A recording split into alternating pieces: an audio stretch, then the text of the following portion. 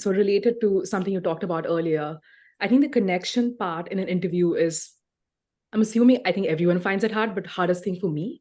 And part of the reason is there's a little bit of a power play when you're having a conversation with the interviewer. Yes. And so there's that urgency that you actually have to connect, explain to them, hey, here's what I bring to the table. But I also feel like with that sometimes comes desperation. So Yes. how do you manage that Yeah. piece? Related to that, I think more about how do you actually keep yourself calm, right? Like how do you, because I feel like I go in a frenzied state and that reflects in the conversation I have. If I'm calmer, it obviously comes across a lot more constructive or structured, Yeah. which is essentially what they're looking for. So here's my perspective on this, and it's a mindset thing. Okay. So I'm not talking about anything tactical here. I'm talking about mindset.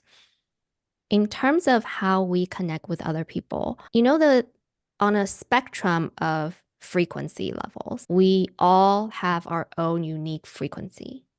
Each person is unique in that way. And frequency is also a range.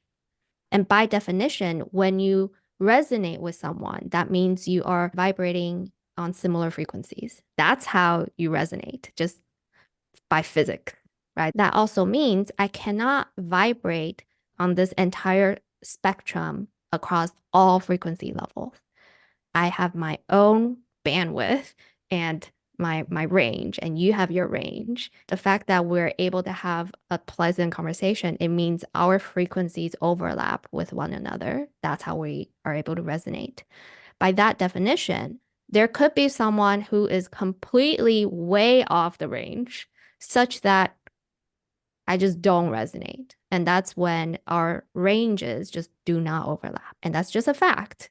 And that's just physics. With that mindset, I am okay with not vibrating with everyone that I meet because that's just impossible. That's the same thing as saying you can't please everyone, right? It's the same concept. So that's point number one. Once I made peace with it, then I am no longer obsessing over the fact that, oh, I just can't connect with that person. Sometimes you just cannot, and that's totally okay. So that's point number one. Point number two is most candidates would show up to an interview with a mentality to take. And obviously, it's an interview, so I'm showing up to take. I learned this from Simon Sinek, actually. When you show up to take, you're expecting something back in return. And when you're expecting something back in return, your focus is on that return because that is your expectation and that's your mentality, taker's mentality.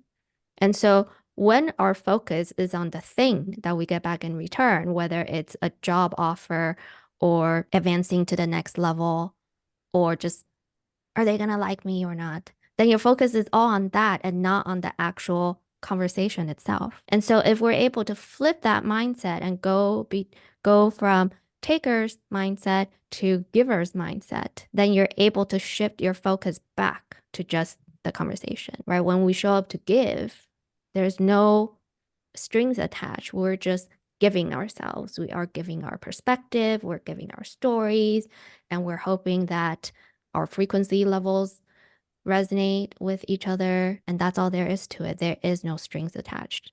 And so when we show up to give, all of a sudden we feel a lot lighter. And when we feel a lot lighter, we automatically and organically and naturally show up as our most authentic selves. And when we're the most authentic, that means we are whole. We are our whole person, whole body, like body, mind, spirit. We're just whole. Versus when we're showing up to take, we're focusing on the result and then we're trying to overly prove that we're competent. If you look at the 3-part charisma framework, you're just focusing on competency. But if you're just focusing on one piece of you, then you're not whole.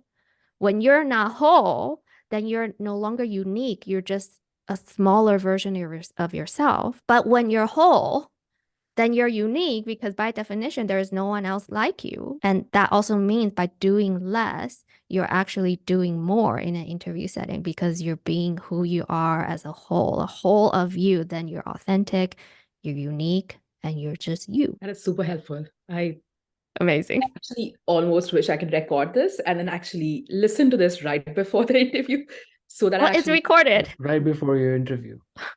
go through this video. Like, I think that would help.